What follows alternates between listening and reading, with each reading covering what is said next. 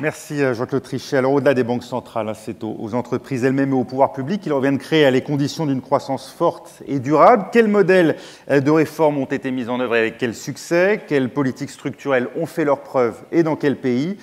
Quelles bonnes pratiques ont permis à certaines entreprises de développer leurs activités, de restaurer leurs marges et leur capacité à investir? Bref, la compétitivité dont parlait à l'instant Jean-Claude Trichet. Pour en parler, j'invite à me rejoindre Nicole Notat, présidente de Vigeo, le leader européen de la notation extra-financière. Également Alain Bintéjac, président directeur général du groupe d'ingénierie Artelia, également président du comité du commerce extérieur au MEDEF. Javier Santizo, directeur Global Affairs et New Ventures chez Telefonica. Et Gunther Webser, président directeur général de Lauda, leader dans le secteur des équipements et de thermorégulation. Et enfin, Pierre-Carlo Padoan, secrétaire général adjoint et économiste en chef de l'OCDE, que j'invite à rejoindre ce pupitre pour tout de suite une première présentation sur les potentiels de croissance dans les économies avancées.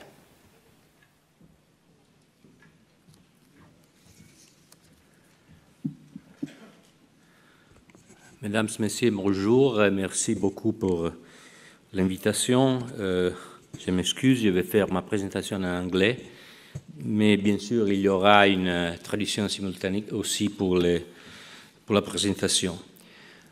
I'm very happy to be here, and I'm very lucky to be talking after President Trichet. He has given an overview of the crisis and the state of the economy as we see it now, which has made my job much easier than I expected, as I will certainly develop some of the points he has made with specific attention with respect to the euro area. The picture is very clear. Monsieur Pilou has already given the outlook which we share at the OECD. Growth seems to be back. It is certainly strong, although a bit less strong in the emerging economies. It is stronger, possibly, than expected in the United States. It is gaining steam in Japan.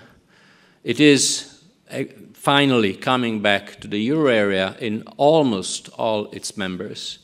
And the big question that I'd like to develop is, one, should we expect growth in Europe to become sustained? So this requires looking at the process of adjustment that's been ongoing in the euro area and understanding whether or not what is going on will put growth on a more sustainable path than the one we have seen before the crisis and that eventually led to the crisis. This has a number of aspects, which I will very briefly go through. Imbalances have developed in the euro area, which appear to be unsustainable.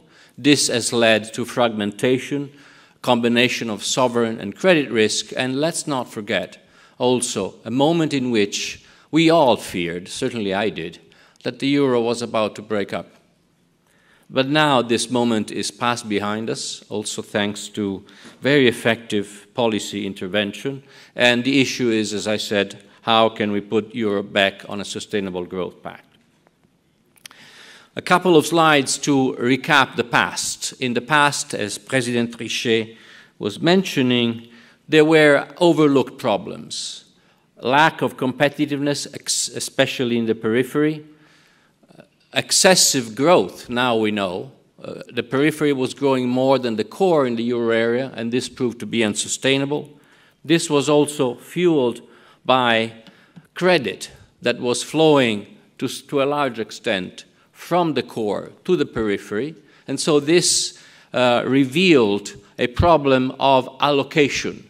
Where is money going? Is money going in the places that are the appropriate ones so that investment has a return that can be expected and therefore debt can be repaid? This is, to me, the key that still today needs to be addressed. Is the adjustment process in Europe and in the euro area addressing these underlying imbalances? and is the interaction between structural adjustment and credit reallocation producing a sustainable path. You have the slides in your handout, so I will not spend much time, which I don't have anyways, in going through the slides. I would like to just draw your attention to the fact that this misallocation problem has eventually generated the interaction between sovereign risk as sovereigns became too much exposed to the weakness of their economy, and interaction between sovereign risk and credit risk. So this leads to where we stand today, an adjustment problem, a banking problem, and a sovereign problem. These diagrams are probably very well known to you. Suddenly there was a risk reappreciation, as President Trichet mentioned, which in a way was the other side of the coin of underappreciation of the risk, which had been there for too long a time in the euro area. This has translated into credit fragmentation, which is to a large extent still with us. And so we have to deal with that to come out of the crisis. But I would like to spend the remaining time I'm allocated to discuss a point which I think is very much in the policy debate and which the OECD dedicates a lot of attention: the impact and design of structural reforms. First of all, let me say that there is a big divide in the euro area between the periphery, which is now adjusting in its current account, and the core, which is doing less so. I don't think that there is anything wrong if an economy is competitive. So the issue is not whether the core economies are too competitive. This would be real nonsense to say. The issue is whether we can design an adjustment process in Europe which is more growth-friendly for everybody. And the point is that the answer is yes. There is a structural agenda both for the core and the periphery in the euro area, which could be exploited and which could lead to a better allocation process. Just to mention one point, in surplus countries, the problem can be seen as an excessive competitiveness, but that is nonsense, I just said, or as a lack of investment. We think that in cases like Germany, investment could be raised and should be raised, and if that happens, then we have more growth, more rebalancing, and a benefit for the country that implements those reforms that are needed to boost investment. And indeed, reforms are producing adjustment, both in the periphery, especially in the periphery, and in the core. However, here there is one point which I'd like to draw your attention to. Structural reforms work better when they are introduced as packages. The obvious example is the complementarity between labor market reforms and product market reforms. Labor market reforms make wages more sensitive to conditions and more flexible so that they can adjust better. But if lower wages are not reflected in lower prices, then this does not really boost competitiveness and growth. So you need to have both product market liberalization and labor market adjustment and efficiency. And this is not always happening. Let me skip this slide.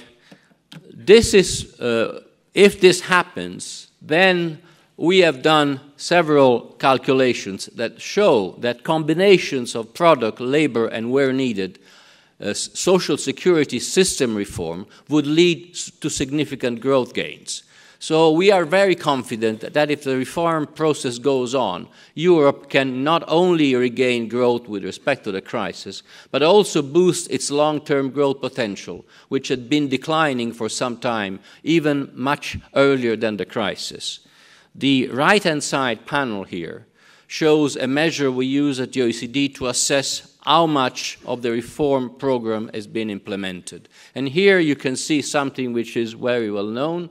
that reforms have progressed much more in the periphery of the euro area than with respect to the core countries. This country, Germany, have done much less reform than other countries and less than the OECD average. So there is a reform agenda for all in Europe and I would say elsewhere.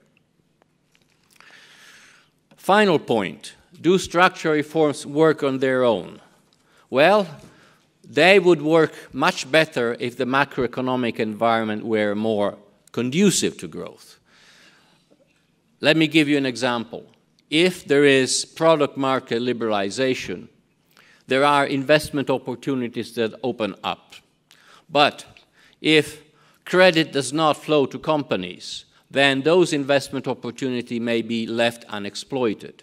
And if expected growth is weak, expected profits for those companies are also weak from the point of view of demand, and therefore those reforms have a much weaker impact.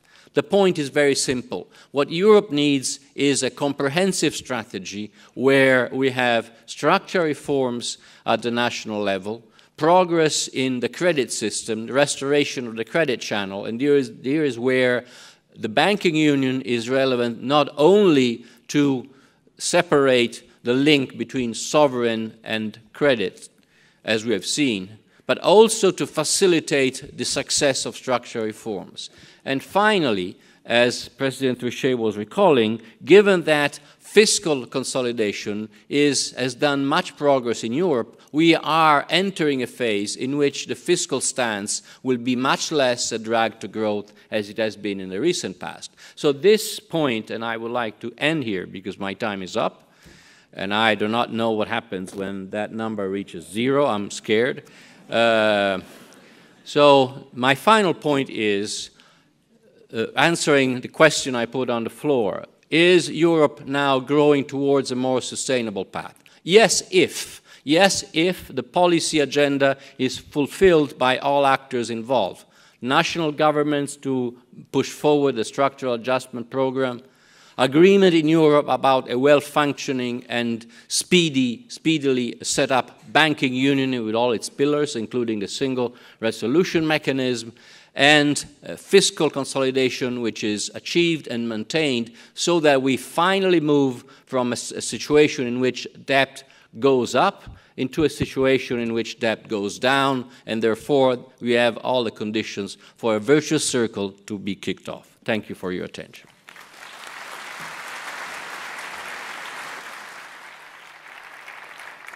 Merci Pier Carlo Padoan. On le voit dans votre présentation, les cas de sortie de récession et de retour à la croissance sont à peu près aussi variés que le nombre d'économies en Europe et que les positions adoptées par les différents pays et les disparités, notamment au sein de la zone euro, nous en donnent chaque jour un exemple frappant. Je voulais commencer par vous, Nicole Notta, justement peut-être pour un regard un petit peu différent de ce qu'on a l'habitude d'entendre par potentiel de reprise et sortie de crise et potentiel de reprise. Parmi tous les exemples qu'on vient d'entendre, toutes les croissances, d'après vous, se valent-elles à la fois au niveau des États et des entreprises, et où se situe, d'après vous, le modèle à suivre dans la recherche de la compétitivité coût dont on a parlé jusqu'ici?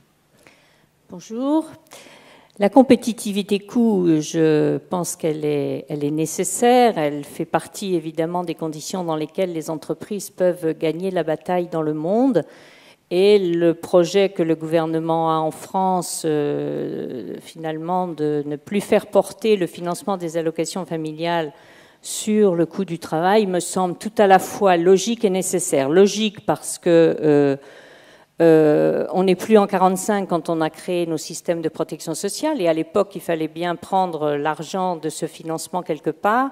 Si on avait aujourd'hui à construire ce système de protection sociale, on n'aurait plus l'idée de faire porter ce financement sur les entreprises elles-mêmes. Donc je crois que c'est logique du point de vue de la finalité, et c'est bien sûr nécessaire du point de vue de la capacité, ou je dirais de l'oxygène qui peut être donné aux entreprises françaises en particulier par rapport à ces écarts de compétitivité. Mais autant c'est logique et nécessaire, autant je dirais que ce n'est pas suffisant pour garantir les conditions dans lesquelles les entreprises françaises peuvent tirer leur épingle du jeu en matière de compétitivité, mais aussi en matière de développement de leur propre croissance et donc de la croissance globale. Je crois que ce n'est pas suffisant parce que tout dépend après de ce que l'on fait de cet effort qui aura été fait pour diminuer, appelons un chat en chat, le coût du travail. Et je crois que si les entreprises, mais beaucoup d'entre elles ont entamé cette réflexion parce qu'on est dans la microéconomie et que je crois qu'une fois que l'environnement macroéconomique a fait ce qui devait être fait, c'est aux entreprises et à la microéconomie de faire la preuve qu'elles vont effectivement contribuer, comme Jean-Claude Trichet les y appelait, au développement de cette croissance. Or, aujourd'hui, on est entré dans une crise avec un type d'économie et un mode de croissance. L'économie et les modes de croissance de demain ne sera plus celui-là.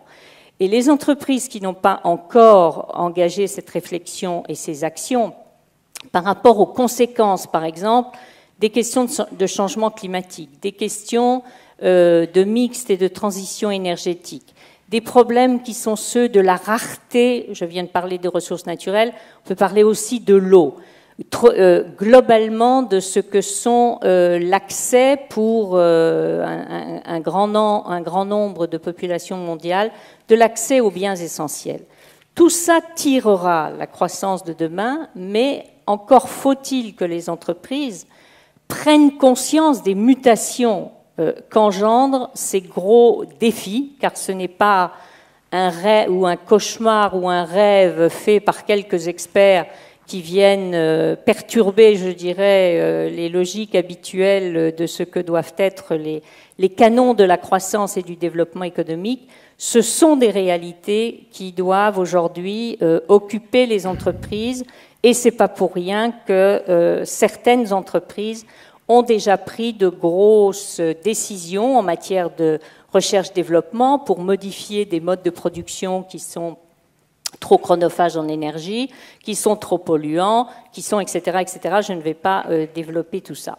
Je voudrais aussi indiquer dans les conditions de la croissance des entreprises, y compris des pays développés, il est clair maintenant que, je dirais, tout le monde est connecté et l'économie mondiale et la globalisation de l'économie fait que la manière dont se comportent les uns, par exemple en Europe, n'est pas sans agir aussi sur les conditions dans lesquelles où se développe la croissance et le type de croissance dans d'autres pays, par exemple les pays émergents ou en voie de développement.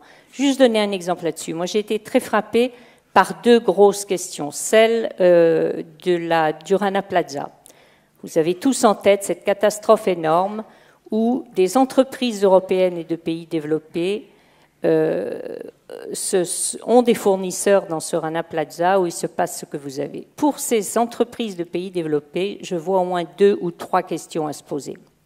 Premièrement, est-ce que la question de la chaîne d'approvisionnement, est-ce que la question de la relation aux fournisseurs ne devient pas aussi une question pour les grands donneurs d'ordre sur quels sont les critères qui amènent à sélectionner tel ou tel type de fournisseur.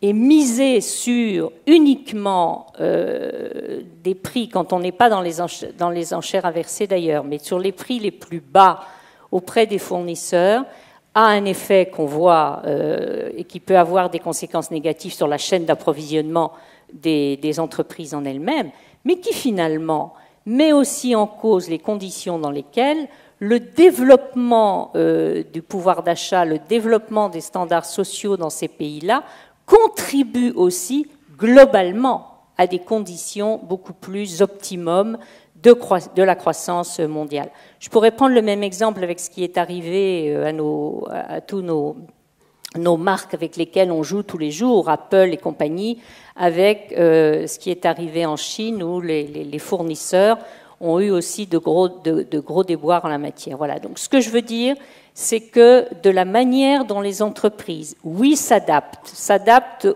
pour être compétitives, mais anticipent aussi sur ce que doit être et ce que sera le modèle de croissance de demain. Et là, elles seules peuvent, mais on peut les y inciter, mais elles seules sont vraiment, je dirais, aux manettes.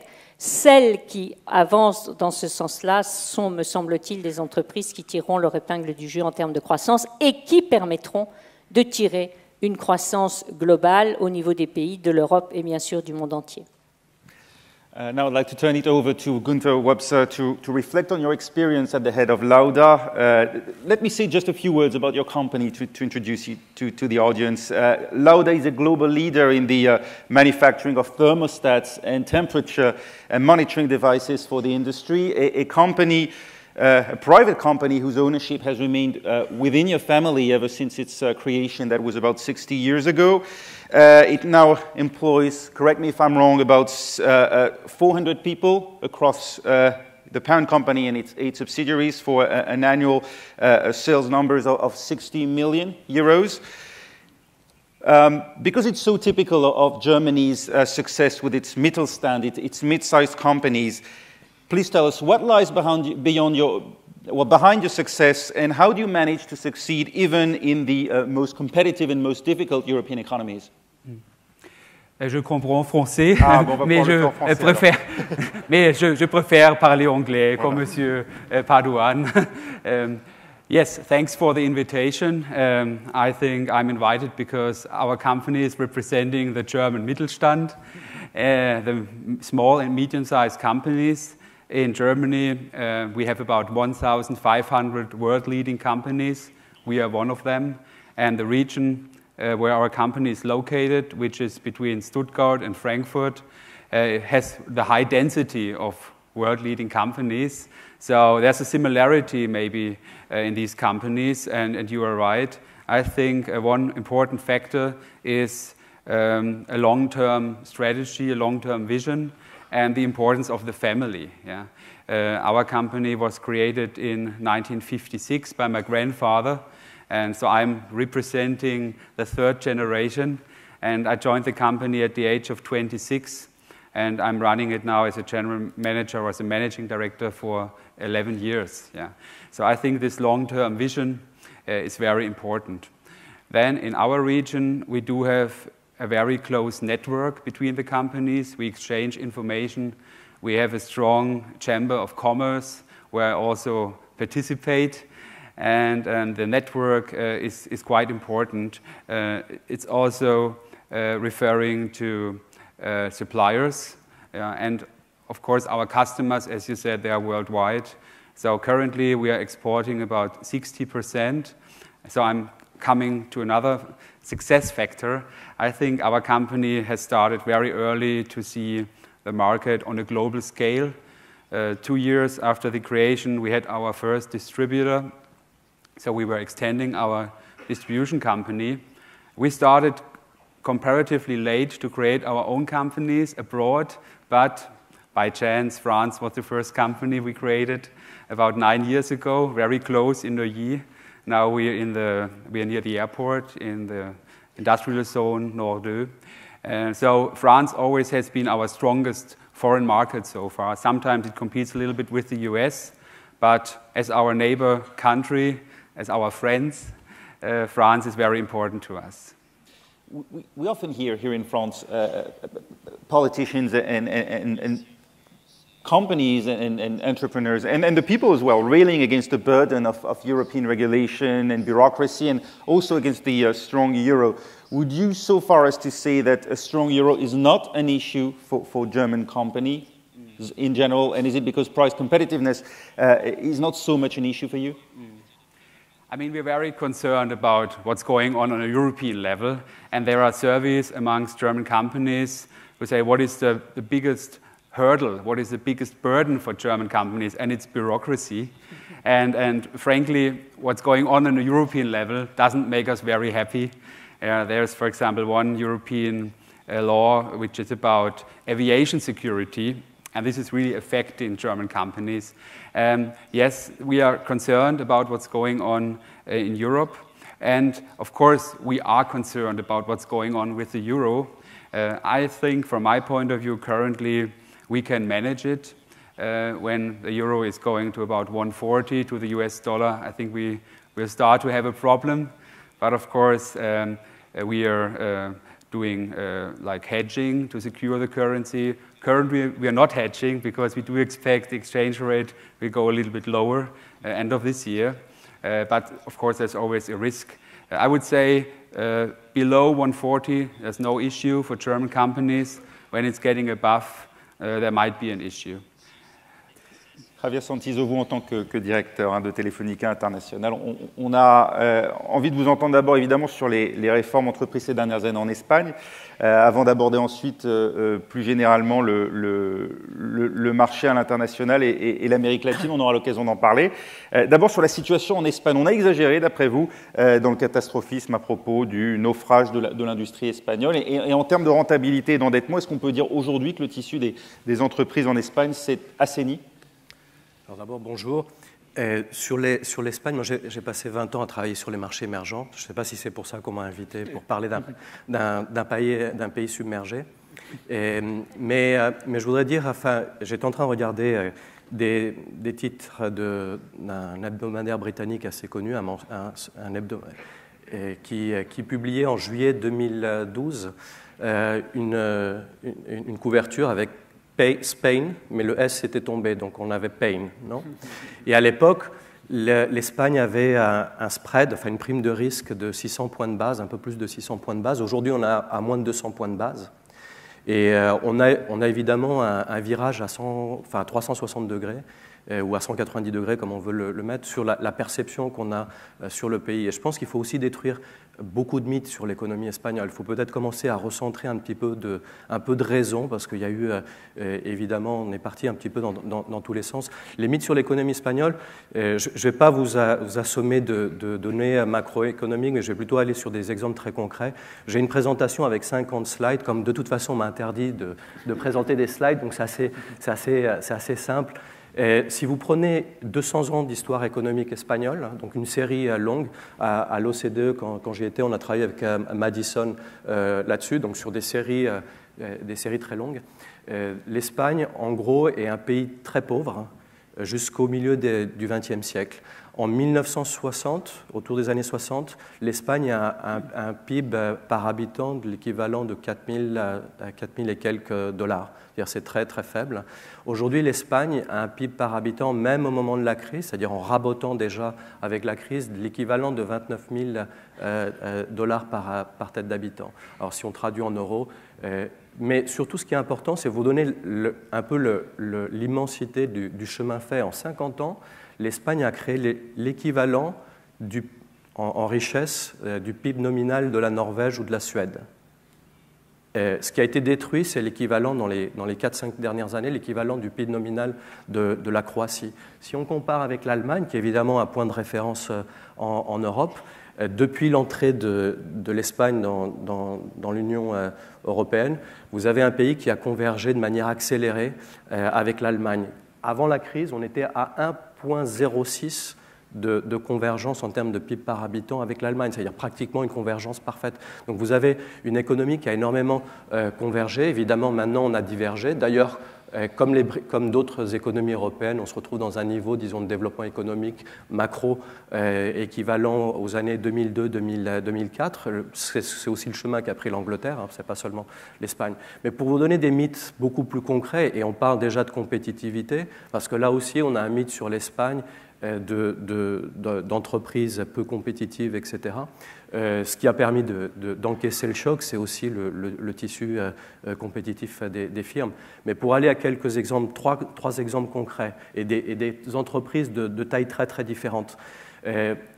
Mythe, l'Espagne ne s'est pas créée de grandes compagnies depuis zéro. C'est-à-dire, aux États-Unis, vous savez qu'on crée des compagnies dans des garages. En Espagne, on les crée dans des boutiques. Il y a une vingtaine de compagnies américaines qui ont été créées après 1970, qui ont atteint le top 500 mondial, une vingtaine. En Europe, il n'y en a qu'une seule.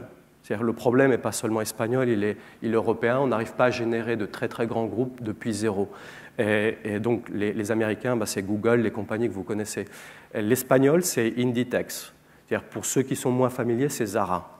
D'accord, qui est né dans une boutique, dans une rue, perdue au nord de l'Espagne. D'ailleurs, à l'époque, tous les économistes, et merci Monsieur Ortega de ne pas avoir écouté les économistes, et on leur disait à nous, Européens, vous savez, le secteur textile, c'est un secteur traditionnel, il est fichu pour vous, c'est pour les Indiens, c'est etc. Ben, vous avez quelqu'un qui est dans un coin de l'Espagne, dans un coin de l'Europe, crée un des plus grands groupes européens, en tout cas le plus grand groupe européen créé depuis 1970. Second exemple, alors je continue à descendre, je vais dans le domaine des startups technologiques. Là aussi, ça peut être assez étonnant, même quand je le raconte en Espagne, ça étonne pas mal les Espagnols eux-mêmes. Vous avez à peine une dizaine de startups européennes qui ont franchi le mur du son, c'est-à-dire le mur du son, c'est une facturation d'un milliard. Donc, il n'y en a pas beaucoup. Il y a quelques Anglais, il y a quelques Suédois, il y a quelques Allemands, il y a quelques Français. En France, par exemple, Vente Privée est très connue. Ils ont franchi ce mur. L'une des plus grosses facturations européennes dans le monde des startups, 3 milliards, c'est-à-dire le double de Vente Privée, pour vous situer, c'est une start-up espagnole qui s'appelle Odigeo. Ici, ils sont connus sous le nom de GoVoyage. Dernier exemple, encore plus micro, alors micro-entreprises, enfin des entreprises vraiment de démarrage. Et c'est pour illustrer aussi le fait que l'Espagne est un bon terrain pour attirer des entrepreneurs, pour attirer des entreprises, parce que vous avez des actifs qui sont là, notamment la qualité de vie, le soleil. De toute façon, même avec une crise, ça ne disparaît pas. Je vais vous donner un exemple parce qu'en plus, il est français. Le CEO est français. C'est une start-up, alors beaucoup plus petite que l'autre. Hein. Ils n'atteignent pas des niveaux de facturation. Ils sont encore en deçà de ce que vous facturez, en deçà des 10 millions. Mais c'est une financière technologique. Le CEO est français. Le chairman est slovène, le CTO est espagnol. Et ce qu'ils font, et je finis là-dessus, c'est probablement ce qu'il faut faire plus en Espagne, d'ajouter de la valeur de ce point de vue-là, c'est une start-up, une financière technologique qui désintermédie les banques. C'est-à-dire les banques vous chargent des fees de 2% sur les transactions de devises, eux ils vous chargent 0,2%. Il n'y a aucun client auquel ils ne s'approchent pas qui sont intéressés, parce qu'évidemment ce qu'ils font, c'est un peer-to-peer. C'est-à-dire que vous avez besoin de dollars, vous avez des euros, et ils vous mettent en face avec une autre entreprise, en Allemagne ou aux États-Unis, où que ce soit, et ils font le clearing. Donc, pour terminer, je pense que sur l'Espagne, le premier exercice d'hygiène à faire, c'est de détruire quelques mythes. On peut allonger la liste. Alors c'est vrai ensuite que l'Espagne a de très très gros défis devant elle. Et je finis là-dessus. Il y avait des données qu'a présenté Pier Carlo Padoan juste maintenant. Si vous prenez les indices de réforme que mesure l'OCDE, l'Espagne, comme c'était mentionné, est un des performe au-dessus des autres grands pays européens, France, Allemagne et Italie par exemple. C'est aussi le pays, s'il engageait beaucoup plus de réformes, comme l'indique l'OCDE ou d'autres organismes, qui est un des plus grands bénéficiaires du point de vue structurel à terme. Et là aussi, c'est-à-dire, je pense que le chemin, la direction est bonne. Probablement, il faut encore persévérer et approfondir. Et c'est vrai que c'est une économie, moi j'ai vécu, vous savez, j'ai passé 20 ans à travailler, comme je disais, dans les émergents. J'ai rarement vu un pays OCDE avec une telle flexibilité. C'est-à-dire, pour moi, c'était les émergents. C'est pour ça que je finis avec par où j'ai commencé. Les compressions salariales, la déflation de coûts que vous voyez en Espagne, pour avoir vécu en France très longtemps, je compare et je suis surpris par ce que je vois en Espagne. Alain Batéjac, je voudrais vous interroger à la fois pour votre expérience évidemment de chef d'entreprise à la fois en France et à l'international à la tête d'Artelia, mais également votre longue expérience des questions liées au commerce extérieur à la DRE, au ministère de l'Industrie et du Commerce extérieur également, et puis aujourd'hui donc au comité commerce extérieur du MEDEF. Pour résoudre son double déficit à la fois commercial et budgétaire, la France peut-elle d'après vous tirer, et quels enseignements peut-elle tirer de ce qu'on vient d'entendre, un ajustement rapide, d'aucuns diront brutal, à l'espagnol, qui porte évidemment en grande partie sur le coût de la main-d'œuvre, mais pas seulement, c'est ce que vient de nous rappeler Javier Santiso, ou bien sur le plus long terme, une spécialisation sur des segments de valeur ajoutée à travers des entreprises intermédiaires, de taille intermédiaire, comme l'ont fait les Allemands, sans pour autant évidemment négliger la question des coûts. Écoutez, je crois qu'effectivement, la France est certainement dans une situation assez intermédiaire, géographiquement et économiquement, entre l'Espagne et l'Allemagne, et une problématique spécifique. une des questions qui se pose généralement quand on écoute des exposés comme celui de Jean-Claude Trichet ou de M. Padoan, c'est évidemment toujours un plaidoyer sur des réformes structurelles importantes. Il faut faire des réformes structurelles. Et on a souvent, en sens inverse, une partie de l'opinion française qui dit non, parce qu'on assimile souvent réformes structurelles à austérité et on oppose austérité et croissance. Ce que nous pensons, c'est que c'est un faux dilemme et qu'il faut absolument mener, alors, à notre rythme, avec nos caractéristiques particulières, des réformes structurelles importantes pour adapter l'économie française, et c'est ce que nous ressentons en tant que chaîne d'entreprise au contexte actuel. Le problème, c'est effectivement, pour l'économie française, c'est comment retrouver le chemin de la croissance, de l'emploi et du niveau de vie dans un contexte mondialisé, dans une économie ouverte. C'est difficile, mais il nous semble des choses assez évidentes qu'on rappelle toujours dans la doctrine du MEDEF, mais je la rappelle parce que c'est important, c'est que c'est basique, c'est que si on veut de la croissance de l'activité, si on veut de la croissance de l'emploi et du niveau de vie, il faut que les entreprises se développent, donc il faut renforcer la compétitivité des entreprises, et pour renforcer la compétitivité des entreprises, il faut renforcer la compétitivité du système, de l'écosystème français, de l'économie française dans son ensemble, y compris ses structures publiques, et ce n'est que comme ça qu'on y arrivera. Et donc, conclusion de cela, évidemment, il faut des réformes structurelles et il faut se lancer dans un certain nombre de domaines, puisque si on fait un constat rapide, aujourd'hui, Jean-Claude Trichet parlait du début de la crise en 2007. Si on regarde les chiffres en 2013, je ne vais pas vous acclamer le chiffre, j'en vois un seul simplement. Le niveau du PIB de la France en 2013, c'est le niveau exact de 2007. C'est-à-dire qu'avec des hauts et des bas, on est à une croissance zéro. Et si on regarde même le PIB par habitant, il a légèrement baissé sur la période. Sans parler effectivement du déficit du commerce extérieur. J'ai vu qu'il y avait un ancien président de la COFAS qui disait dans le Monde hier que ce n'était pas un problème, mais je crois en tout cas que c'est un problème sur le fait que ça reflète la compétitivité, le différentiel de compétitivité entre les pays, et donc là, on se sent vraiment en situation difficile, et évidemment, un niveau de dépenses publiques, 57% du PIB. Je rappelle qu'en 1995, le niveau de dépenses publiques par rapport au PIB était à peu près le même entre la France et l'Allemagne.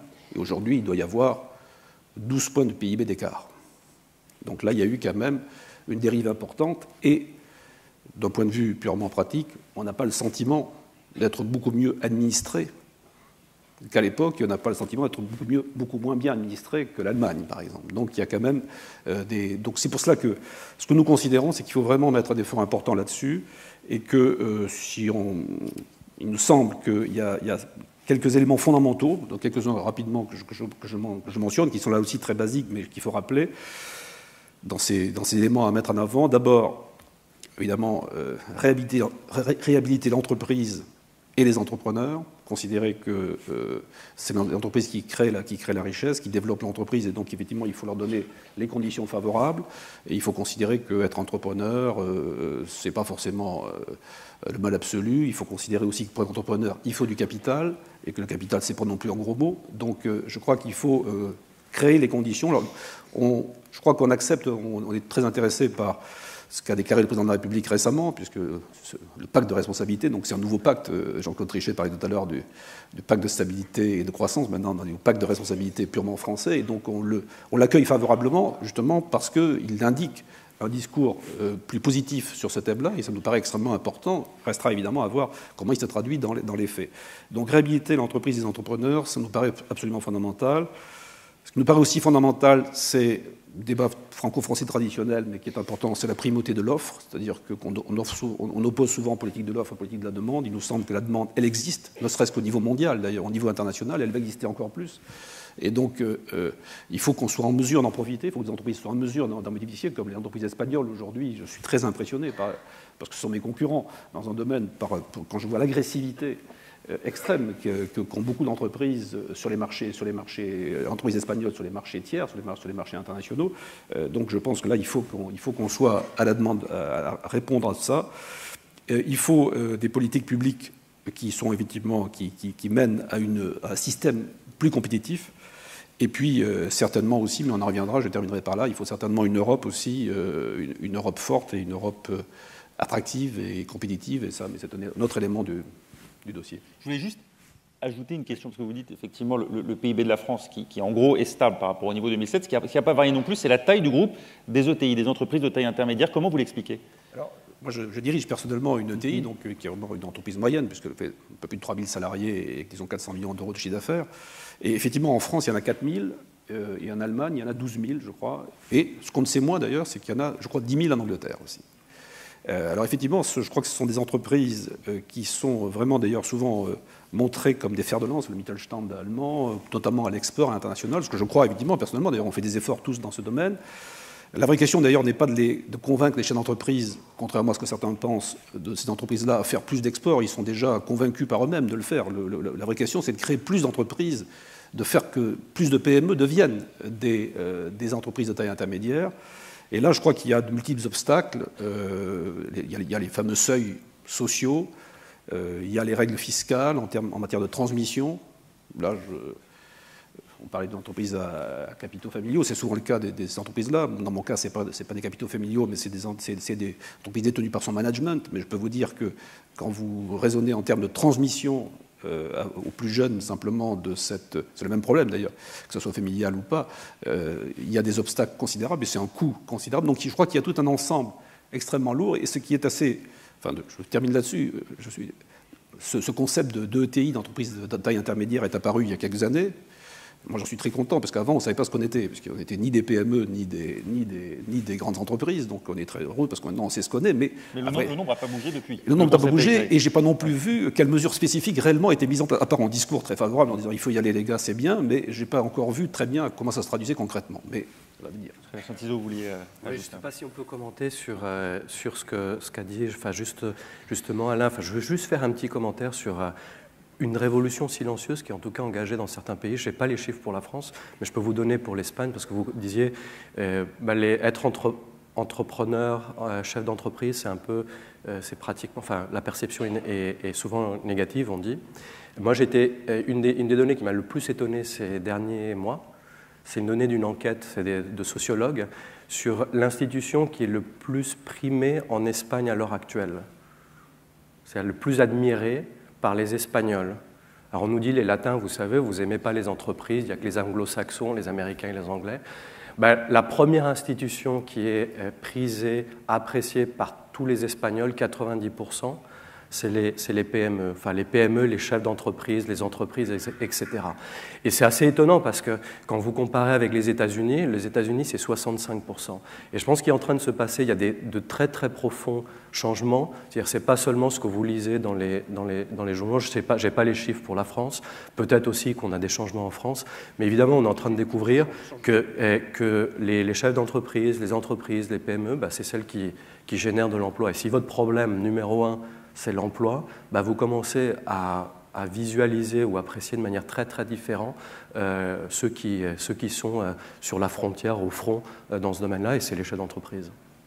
Piercarlo Padoan, after this first roundup, it's striking to see just how everyone seems to agree on the prescription to kickstart economies still stuck into recession and those that have already started to recover and rebound. But managing a country is also a question of fine-tuning, and what's the right sequencing for reforms? What reforms need to be set as top priorities to achieve sustainable growth, according to you? And my second question is also this time about France. What if France does not deliver on the reforms that have just been announced by the president last week? Well, several points. First of all, as I said already, you need more than one reform. You need reforms that complement each other. So you need to adjust your labor market, but also increase competitiveness and liberalization in product markets, number one. Number two, this may sound obvious, but when you introduce reforms, you have to implement them. And in many countries, if you look at what has been done by parliament, laws have been approved, but reforms are not delivering. And the country I have in mind is my own, which is Italy. On paper, a lot has been done, but on practice, little has been achieved. And why is that? Because there are other elements which are important. The rule of law, the judiciary system. You don't want to spend 10 or 15 years trying to recuperate your credit, which has gone sour. You need to fight corruption in emerging but also in advanced economies. You need to improve public administration. So the second condition is you should have a strong rule of law to introduce reforms. Third point, the macroeconomic environment is very important. It is true that structural reforms are introduced in periods of crisis, as we have seen. The periphery has introduced reforms because of crisis. But then, to see the benefits of reforms, you need a growing economy. You may want to open up markets where you are in the low point of a recession, but the benefits you will see later. And this is particularly important, this is my last point, for Europe, where the most pressing need is to see that those reforms deliver results in terms of jobs. And this is where my most concern lies, because we know from experience, from evidence, that jobs lag growth. It takes 18 months at least to see, once the recovery starts, to see jobs being created. And this is particularly true of Europe because we have to see growth to move from export-driven to investment-driven. Unless we see more investment, we will not see more jobs. So, bottom line, you need to have all those things in line. And I have confidence that this will happen. Policy must send a strong signal. There is one recent piece of evidence which is common to Europe and to other countries. Investment in many cases is held back, not because there is no money, not because there are no resources, not because there are no reforms, but because policy does not send a strong signal. And so entrepreneurs keep asking themselves, what will policymakers do? If they are convinced that policymakers, number one, will do the right things, and number two, will deliver what they promise, then investment goes up. Political uncertainty is one of the new variables economists are watching very carefully. So in any country, including this country, reforms may be going in the right direction, measures may be going in the right directions, they have to be implemented. Otherwise, they will not deliver. It sounds obvious, but it's so overwhelming, the evidence, that I would like to repeat it. And by stressing the importance of supply over demand, do you think that the French president last week has sent the right signal to companies?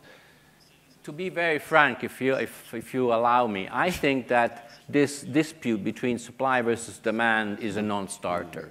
We need both. It's as simple as that.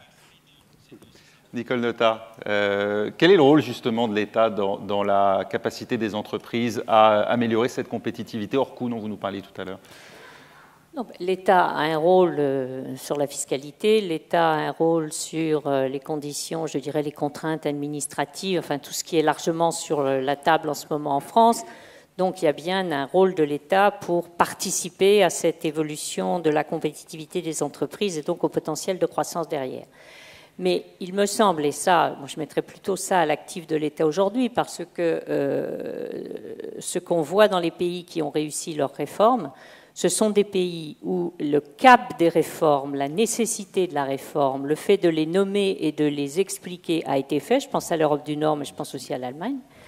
Mais en même temps, il y a derrière des relais pour l'action qui sont les conditions de la réussite de la réforme.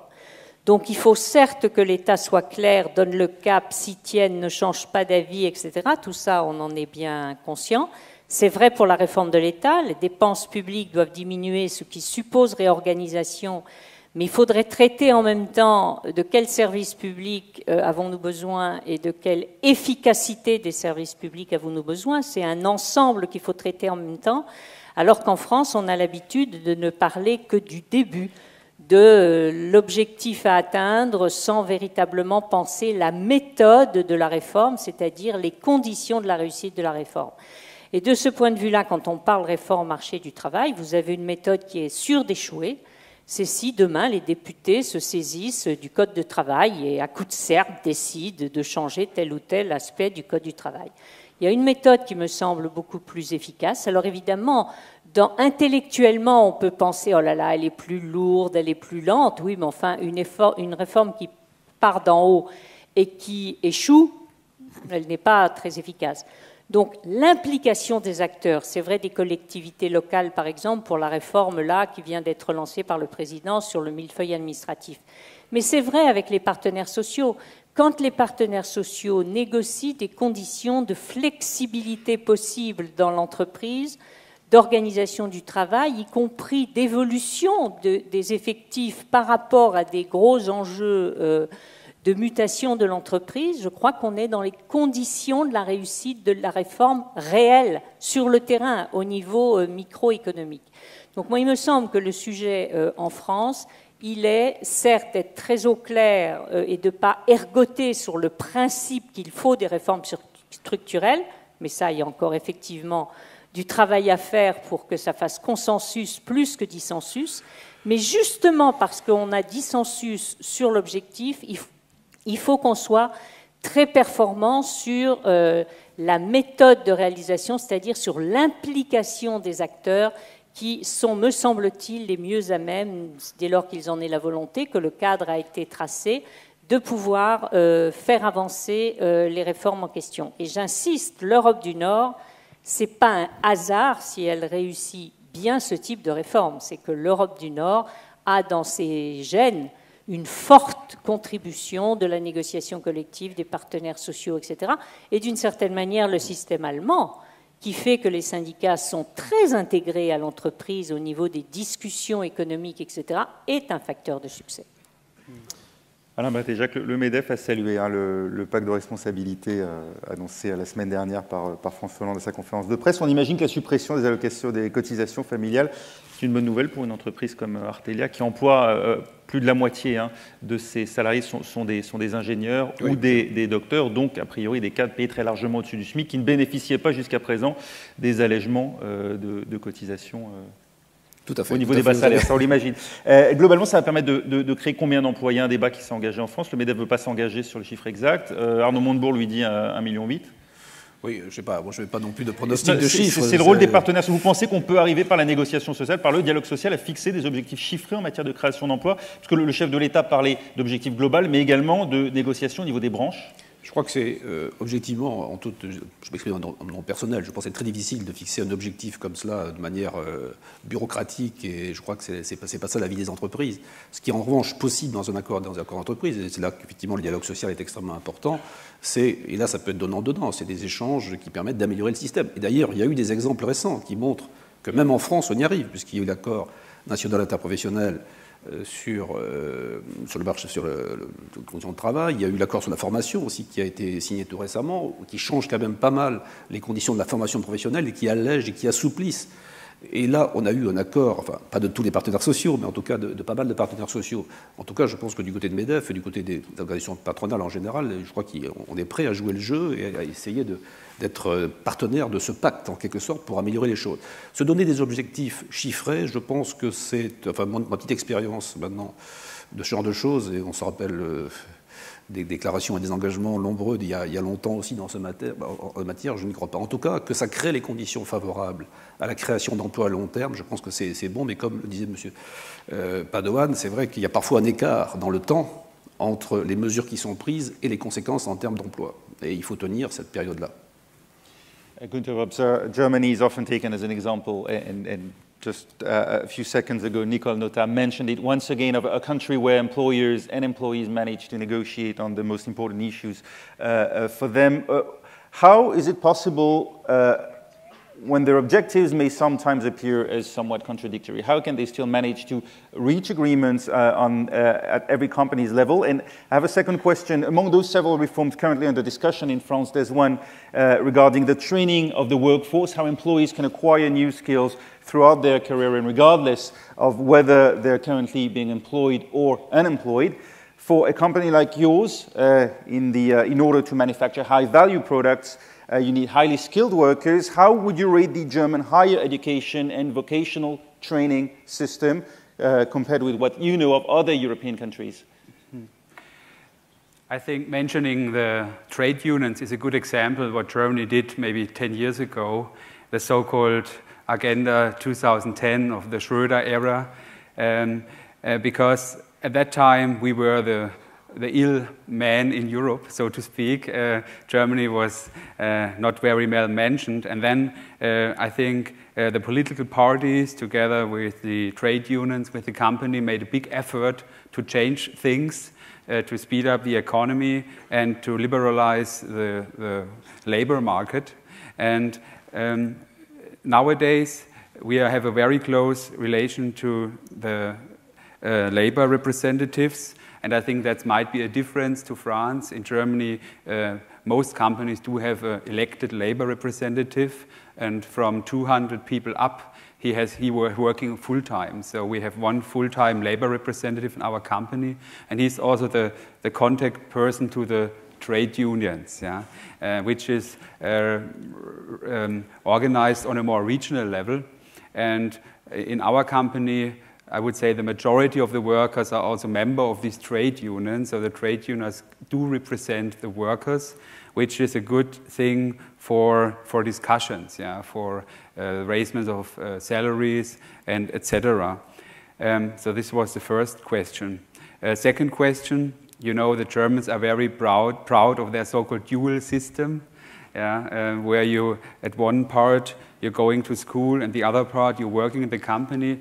And I also do think there might be a difference between Germany and France, because the apprentices are employed by the company, and there's a very strict selection process. So the young people are binded to the company, and they go to the school. So the responsibility of finding the right people is given to the company itself. So it's more like a decentralized solution, together with the Chamber of Commerce, and this working extremely well. So I do think the German way of the dual system is a good example for education and also how to train people on the job. Thank you. Et malheureusement, le temps nous manque. On va devoir s'arrêter là. Je voudrais remercier Nicole Notta, Piercarlo Padoan, Alain Batéjac, Javier Santizo et Gunther Webster d'avoir été avec nous pour cette première table ronde. Il est 11h05 environ. Voilà, on a une demi-heure, je crois, de pause. Je vous invite à vous rendre dans la salle Bria-Savarin où vous seront servis le café, également sans doute... le café et sans doute des viennoiseries, et donc à rejoindre cette salle pour la reprise des débats à 11h35 dans cet amphithéâtre. Merci.